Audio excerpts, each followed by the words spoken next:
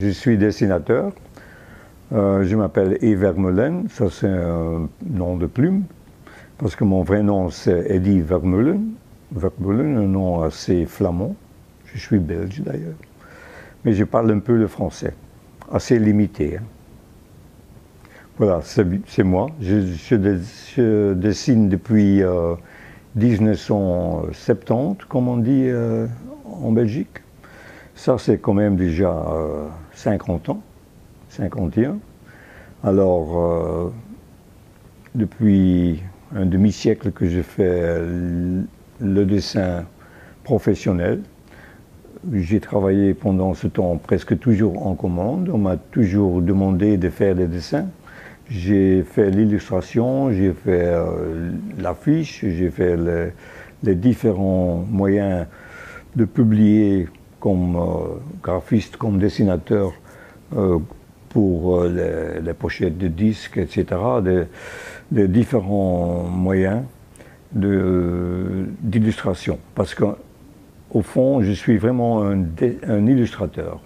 Ni moins que je n'aime pas vraiment le mot, je trouve que je suis dessinateur.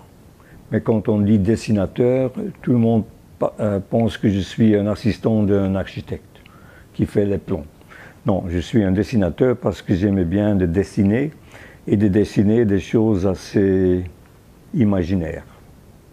Voilà, j'ai travaillé en commande depuis tellement longtemps, mais j'ai toujours essayé de faire un dessin un peu différent, un peu assez libre aussi, ni moins qu'il y a un sujet, mais le sujet ou le thème est dans ma tête quand je fais le dessin, et je fais pas mal de détours avec des croquis pour arriver à une très bonne idée avec plein de dessins ou des idées en plus qui peut enrichir le dessin. Alors, je ne suis pas un dessinateur assez direct. Je ne fais pas des dessins d'après une image que j'ai formée dans ma tête, mais j'essaie de faire quelque chose sur papier. C'est là où ça se passe. Je commence à dessiner, souvent avec rien dans ma tête, mais en train de dessiner, il y a des choses qui se passent et c'est comme ça que je travaille, avec un peu un peu d'inspiration qui vient de partout. Ça peut être la musique ou qui est sur la radio, ça peut être n'importe quoi. Ou des choses que j'ai dans ma mémoire. Voilà, je suis dessinateur. Quand j'étais petit, je voudrais bien être dessinateur de bande dessinée. Avant d'aller à Saint-Luc, c'était ma grande ambition d'être un dessinateur de bande dessinée, parce que quand j'étais enfant, j'ai lu les magazines Tintin et Spirou, j'ai imité tout le monde pour avoir des différents styles. Ou bien c'était Franquin, ou bien c'était Max Schlein avec des gros nez, ou bien c'était Jacobs avec des choses très stylisées et des décors très bien dessinés, presque parfaits.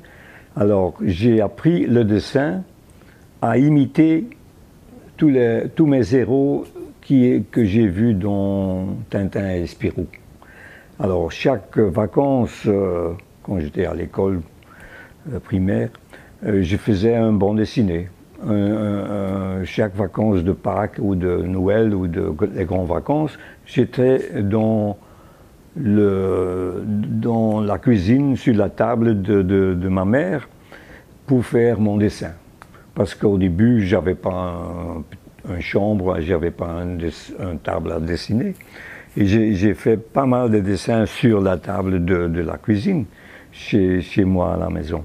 Alors, mais justement, j'avais rien je voudrais bien être un dessinateur de bande dessinée. La bande dessinée, c'était pour moi, enfin, c'était un peu tout pour moi. Surtout que chez nous, même en Flandre, parce que je suis flamand, en Belgique, la bande dessinée était quand même très importante dans ma jeunesse, les années 50. Je suis né en 46, alors en 58, j'ai visité Expo 58, l'Atomium, il était déjà des numéros spéciaux de Tintin avec l'Atomium sur la couverture, etc. C'était vraiment une ambiance très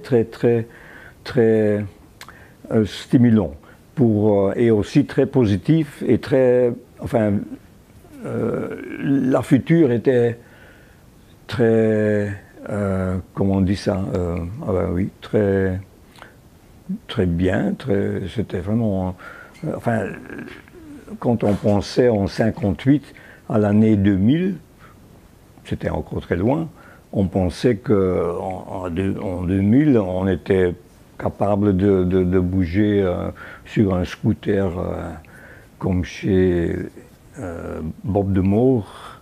À l'époque, il a fait avec Monsieur Mus, Mr. Mus en flamand. Oui, ça c'est encore un problème. Peut-être maintenant que je suis en France et maintenant que je suis souvent confronté avec des gens qui aiment bien la bande dessinée belge, mais bon, j'ai lu tout ça en néerlandais, en flamand. Ça veut dire que c'était Suske, pas Bob et Bobette, c'était Kuifje, pas Tintin. C'était Robbedouz au lieu de Spirou. Différents noms, différents titres des albums. Ça, c'est un peu difficile. Mais sinon, comme enfant, je voudrais bien être le meilleur dessinateur de bande dessinée. J'étais influencé par Michel Vaillant, Jean Graton, qui n'est pas un vrai grand dessinateur, mais quand même, il a fait quelques albums, Le Grand Défi, le Masque de Racer, le Coureur Masqué, je crois, enfin, les 2, 3, 4 albums qu'il a fait au début de Michel Vaillant, ça m'a vraiment inspiré. Enfin, c'est comme ça que je suis devenu un amateur de la voiture, d'ailleurs. Aussi parce que nous habitions à côté de la grande route de Courtrai à Bruges. Alors il passait déjà dans les années 50 pas mal des voitures, des camions, beaucoup de trafic, beaucoup de passages. Et les voitures, ça m'a toujours inspiré. Tiens, il était un Panhard, ou là, il était un Borgward, il était un Peugeot, pas mal des Américaines, à l'époque déjà. Parce que chez nous, à Courtrai, enfin tout près de Courtrai, c'était une ambiance, tout le monde faisait du textile dans le jardin, même il était un petit atelier avec quelques machines qui faisaient des tapis ou du lin, etc. Enfin, tout le monde était un peu indépendant aussi, un peu commerçant, enfin. Et quand ils étaient riches avec le lin, hein, c'était ou bien on était riche ou bien on a raté le saison et c'était enfin moins riche, mais quand on avait bien gagné avec une saison de lin qui était bien, on achète des voitures américaines déjà dans les couleurs assez bizarres, mauve et jaune et des choses comme ça, assez hollywoodiennes déjà. Alors ça c'est ma jeunesse. Oui, ça m'a vraiment influencé et justement j'ai déjà dit faire des bandes dessinées, ça c'était mon truc. Mais mes parents, ils ne savaient pas très bien qu'est-ce qu'on va faire avec Eddie, il fait que le dessin, sinon c'est pas un vrai bon étudiant. Il faut aller à l'école pour décider.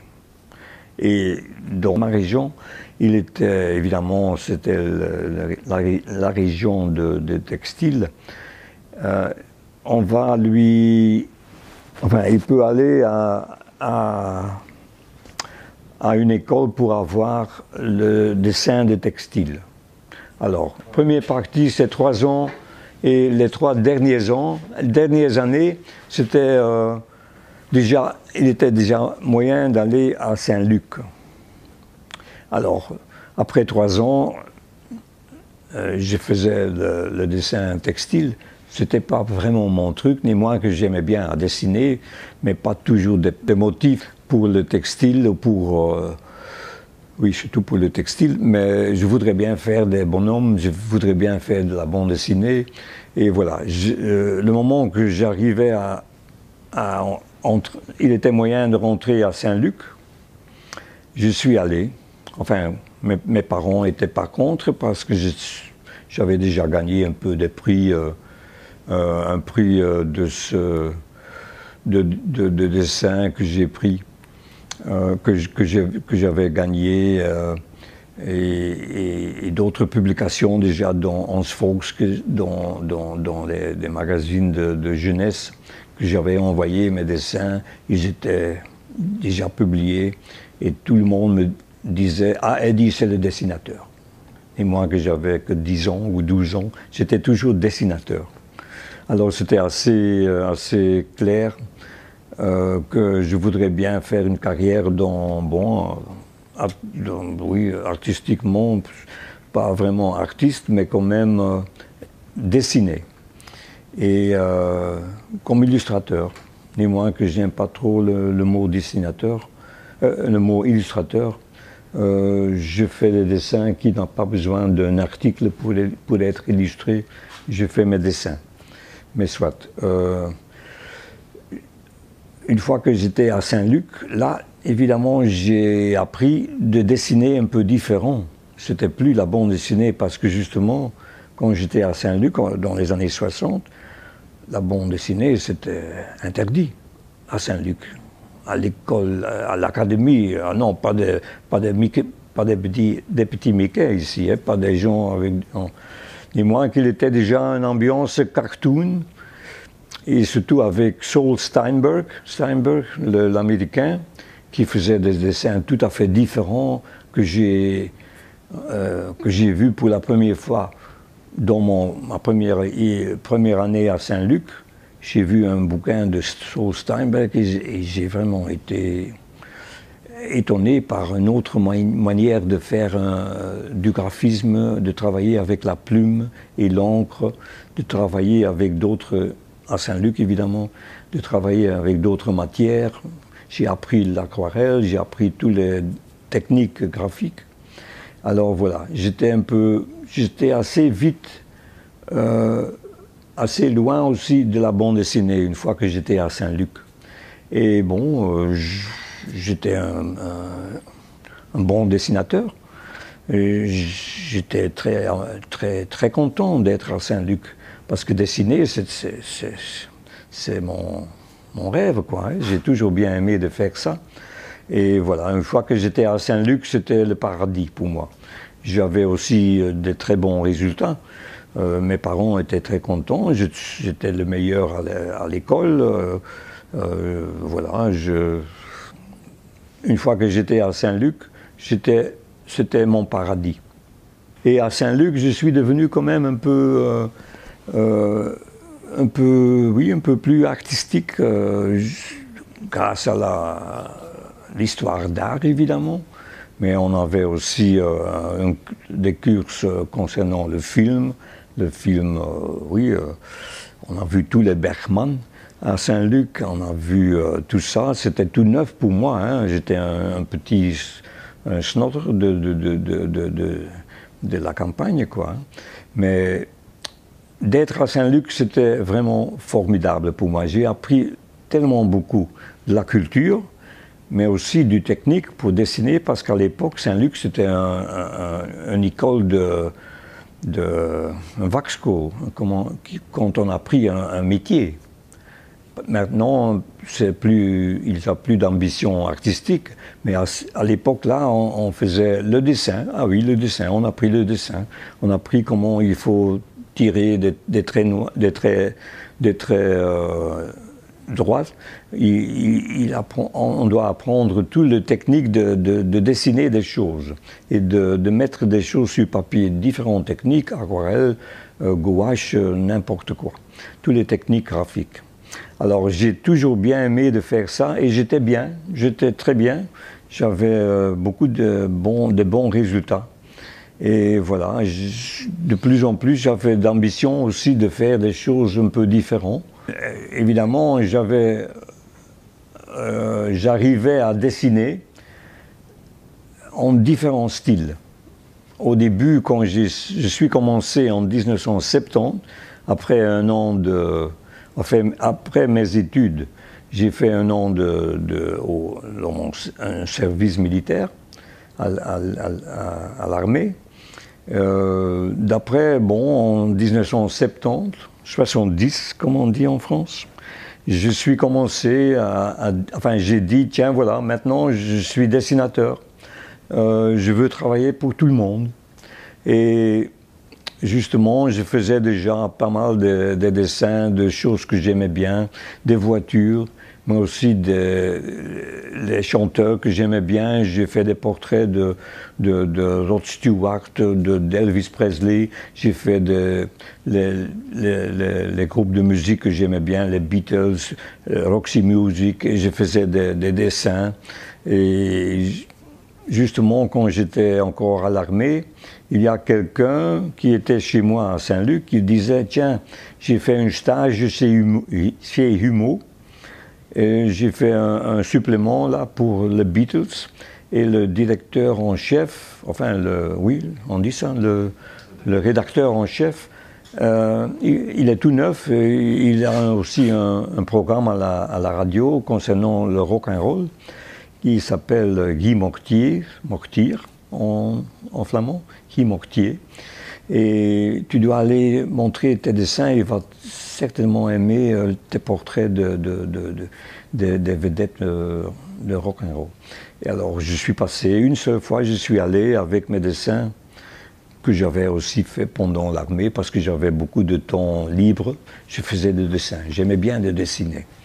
Et plus que de faire du football ou n'importe d'autres choses, je faisais du dessin. Chaque fois que j'étais libre, je fais un dessin, un portrait, n'importe quoi. Alors j'avais plein de dessins dans ma farde, et je suis allé une seule fois chez Humo, chez Guy Mortier. Alors il disait, ah, ça on a besoin. Il était assez jeune encore aussi. Moi, j'avais 23 ans. Lui, il avait 25, ou un peu plus peut-être, 26. Mais il disait tout de suite, ah, ça on a besoin.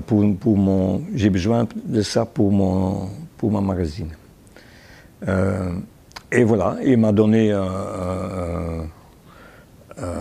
il m'a demandé de faire un petit dessin. Il était étonné que le jour après, j'étais là avec le dessin déjà. Il était très content parce que faire le dessin pour la presse, c'est une question de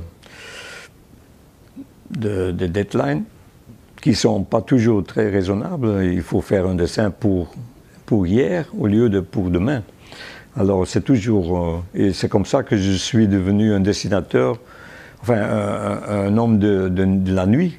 Parce que j'ai travaillé souvent pour des délais pour la presse impossibles, des délais impossibles, et j'ai travaillé surtout la nuit pour avoir le délai de demain matin, après. Et voilà. Et c'était assez... Oui, justement, Humo. J'avais de la chance que Humo est devenu en Flandre un magazine assez populaire. C'était vraiment... enfin, au début, c'était une magazine de chez Dupuis assez normal, comme les autres, comme Télémoustique, c'est la même chose, mais en français. Enfin, Humo, c'était en néerlandais, évidemment. Mais avec le Guy Mortier, là, le type qui était vraiment rock'n'roll, il avait fait une nouvelle rédaction avec des jeunes écrivains et des poètes et tout ça. C'était vraiment très bien d'être là. Une équipe qui a fait un magazine assez spécial, assez bizarre, assez intéressant. Surtout pour moi aussi, j'étais le seul dessinateur. J'ai fait tout. J'ai fait des affiches, j'ai fait des couvertures en différents styles, il me demandait de faire un petit bande dessinée qui s'appelle Piet Peuk. J'ai fait des illustrations classiques, traditionnelles, mais aussi humoristiques, etc. Comme ça, j'étais assez vite lancé comme dessinateur. Et publier dans Humo, c'était aussi un moyen d'être vu en Hollande même, et un peu partout en Flandre. Alors depuis ce moment-là, j'étais toujours pour du travail. J'avais toujours du travail, plus que d'avoir fait pour les délais. Donc, quand je suis commencé en 1970, les amours de ma jeunesse sont revenus. Mes premiers amours de ma jeunesse, c'était la musique rock et pop, et la bande dessinée, et aussi les voitures. Ce sont trois trucs que j'ai toujours bien aimés depuis ma jeunesse. Alors, en 1970, je commence à faire des dessins en commande pour un peu tout le monde, et surtout pour Humo. Et j'avais trouvé un moyen de faire... enfin, j'avais déjà un style, mais même à l'armée, j'étais dessinateur, illustrateur. On faisait un magazine pour les quatre forces, et j'étais déjà l'illustrateur. Alors là, j'ai appris un peu la manière comment je peux fonctionner dans la presse comme dessinateur.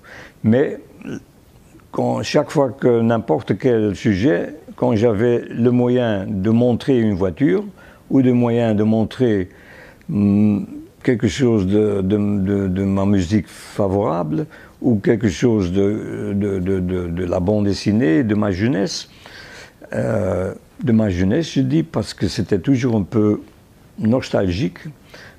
Tous ces éléments sont venus des éléments de mon style.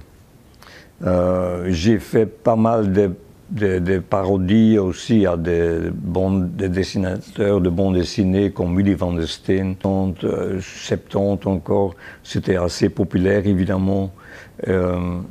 C'était une blague, Willy van der Steen, c'était Willy van der Stone, parce qu'on fumait des pétards, comme on dit ça, non? Oui, soit. Enfin, mais justement, les éléments de ma jeunesse sont devenus des éléments de mon style.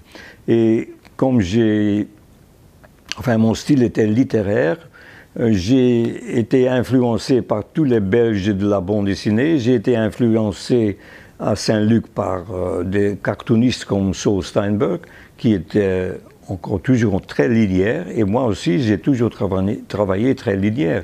Dis-moi que j'ai appris comment il faut travailler avec les collines, aquarelles, différentes matières. Je suis toujours resté un dessinateur qui travaillait avec son crayon, un trait. Ça c'est très important pour moi. Je suis linéaire. Quand je fais un dessin, quand je vois une forme, je vois le contour. Alors je peux faire le contour avec un trait, avec une ligne. Ça c'est une ligne, et c'est l'ambition de faire la ligne parfaite, une ligne claire qui est lisible pour tout le monde. La communication c'est très important. C'est pour ça que la ligne claire c'est un très bon nom. Est-ce que je suis style atome? Eh bien oui, j'habite dans l'ombre de l'atomium à Bruxelles. L'atomium est justement l'expérience que j'avais comme enfant à 12 ans à l'Expo 58. Ça m'a toujours influencé esthétiquement, parce que l'atomium c'était une sculpture très science-fiction, c'était très spectaculaire, et surtout en été, plein soleil, ciel bleu, mais aussi tous les pavillons avec des couleurs tellement modernes à l'époque, mauve, jaune, blanc, enfin très important pour moi. Comme j'avais fait Saint-Luc, j'ai été à Saint-Luc, c'est-à-dire à l'Académie de dessin. Et j'ai déjà dit que j'étais tellement content là-bas, j'ai dessiné du matin jusqu'au soir. J'ai appris encore, enfin, je faisais encore des cours le soir pour dessiner avec du fusain, extra, etc. J'aimais bien le dessin. Alors, ça c'est la différence avec tous les autres gens que je connais qui étaient aussi intéressés dans la bande dessinée, moi aussi. Mais eux, comme Jo Swart, ils n'avaient pas une éducation artistique. Spiegelman non plus. Ce sont des dessinateurs.